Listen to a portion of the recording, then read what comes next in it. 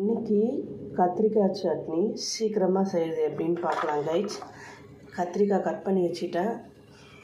வெங்காயம், பச்சை மிளகாய், தக்காளி, அவ்வளோதான். இது எல்லாத்தையும் மொத்தமாக எடுத்து தண்ணியில் கொட்ட வேண்டியதுதான். இந்த பாருங்க, அவ்வளோதான். வெங்காயம் பெருசு பெருசாக இருக்கலாம் பார்க்காதீங்க. அப்படியே தண்ணியில் வெந்துச்சுன்னு வச்சுங்க, சூப்பராக இருக்கும். பஞ்சு பஞ்சாக பறந்து போகுவாங்களே அதுமாரி பறந்துடும். இதுக்கு மஞ்சத்தூள், ஒரு சிட்டிகை சோம்பு,